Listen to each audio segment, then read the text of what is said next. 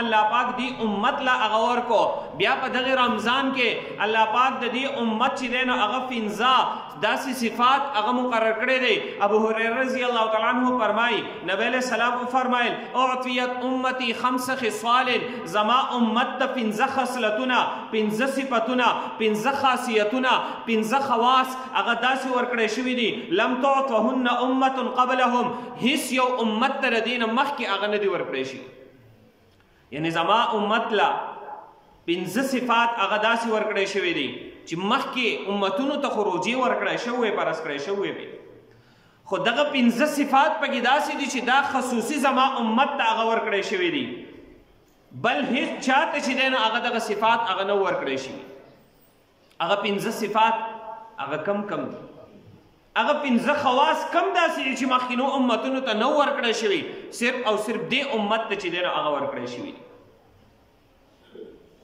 اولنۍ صفت نبی علیہ السلام ذکر کوي خلوف فم الصائم اطیب عند الله من ریح المسک. اولنۍ صفت نبی علیہ السلام دا ذکر کوي چې د دې امت اولنۍ خاصیت دا ده خلوف فم الصائم، بدبویی دا روجدار د خولې، اطیبو دا ډیره زیاته چې دی نو هغه خوښه ده، ډیره زیاته خوشبوناکه ده عند الله په نزد الله پاک باندې من ریح المسک، د مشکو د خوشبویی نه. مشک هغه یو خوشبویی ده چې د هیرن په نوم کې چې دی نو هغه پرته وي او دا انتهایی ګران، د سونې نه هم ګرانه ده، ډیره زیاته. دغه د مشکو د خالص خوشبویی چې انتهایی ګرانه ده، انتهایی ښایسته خوشبو ده، د هغې انتهایی پایداره خوشبو ده. لیکن د دې امت خاصیت دا ده، نبی علیہ السلام فرمایي زما د امتیانو خصوصیت دا ده چې مخکې خلکو له نه دی ورکړی شوی، اگر که هغوی به روجې نیولې، زما د امتي خصوصیت دا ده چې د ده د خولې نه کم بدبویي خیږي د روجې د وجې نه، هغه الله پاک ته د مشکو د خوشبویۍ نه غوره ده. په دې کې علماو هغه ډېر توجیحات لیکلي چې د دې څه مطلب دی چې د بدبویي الله پاک ته خوښه ده. یو مطلب هغه علما دا لیکي چې کله قیامت ورش نو کم روجهدار خلک چې دي د دې د خولې نه چې کم بدبویي ختله هغه به الله پاک په خوشبویۍ باندې بدله کړي، او د دې د خولې نه به د حشر په میدان کې یو خوشبویي خیږي چې هغه خوشبویي هغه به د مشکو د خوشبویو نه هغه زیاته وي. یا علما لیکي د دې حدیث مطلب دا دی چې د قیامت په ورځ په دنیا کې د دې روجهدار د خولې د بدبویي بعینه الله پاک ته خوښه ده.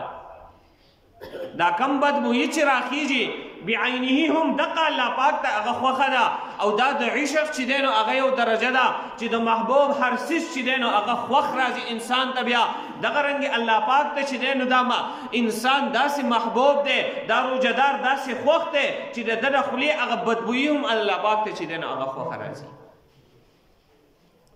د محبوب هر څیز چې دی نو هغه خوښ راځي،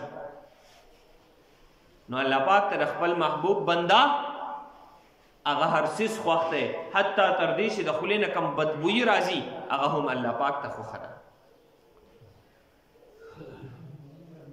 نو په دې کې علما یو مسله هغه هم چیړي چې آیا په روژه کې مسواک وهل صحیح دي او که نه دي؟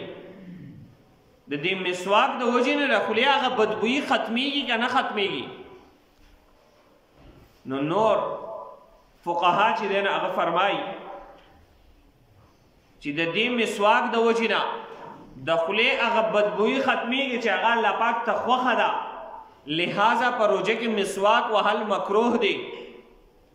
لیکن امام اعظم امام ابو حنیفه رحمه الله فرمایي نه په روژه کې مسواک وهل مکروه نه دی، بلکې څنګه چې په بوزه کې مسواک وهل سنت دی دغه رنګې په روژه کې هم مسواک وهل سنت دی. او وجه دا بیانوي د روژهدار د خولې نه چې کوم بدبویي راخیږي دغه بدبویي اصل کې د غاښونو بدبویي نه ده مراد، غاښونه دې صفا کا. د دې نه د غاښونو هغه بدبویي نه ده مراد، د دې نه هغه بوی مراد دی کم چې د معدې نه هغه بړاس راخیږي د ولږې د وجې نه. چې کله انسان وږی شي د معدې نه یو قسم بړاس راخیږي، دقه بړاس چې دی نه الله پاک ته خوښ راځي، او دا په مسواک نه ختمي، دا په خوراک ختمیږي. نه الله پاک د پاره چې دا بنده وږی دی تږی دی د دې معدې نه د ولږې د لاسه چې کم بوی راخیږي کم بړاس راخیږي دقه الله پاک ته چې دی نه هغه خوښ دی.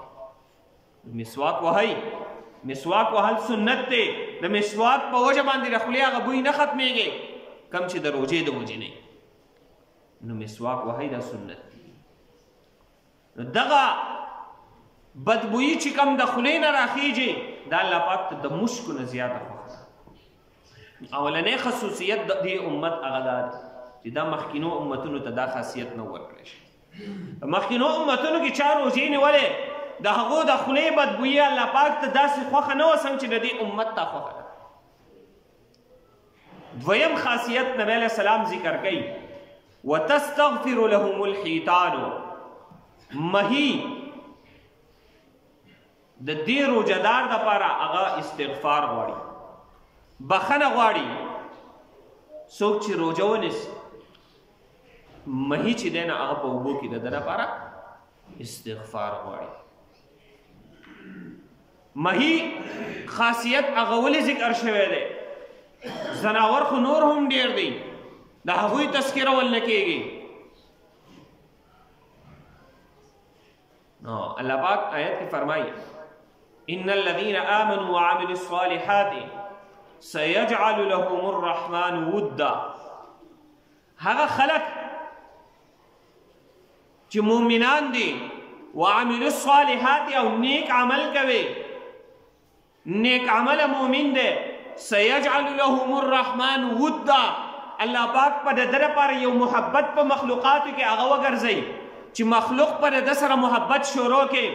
او کله چې یو بنده د الله پاک اطاعت کوي، تابعداري کوي، د الله پاک هغه نافرمانی نه کوي، الله پاک په اسمانونو کې خپل مقرب فرشتو ته اعلان کوي دغه پلانکې بنده چې د پلانکې زوی دی دغه ما ته ډېر خوښ راځي، دا زما انتهایی محبوب بنده دی، تاسو ورسره هم محبت وکئ، زه ورسره محبت کوم. دغه مقربې فرشتې هغه راشي نورو فرشتو په مجلس کې اعلان کوي دا پلانکې د پلانکې زوی دا الله پاک ته خوښ دی، لہذا زمونږ هم خوښ دی، تاسو ورسره هم محبت وکئ. هغه فرشتې ځمکې ته راکوشي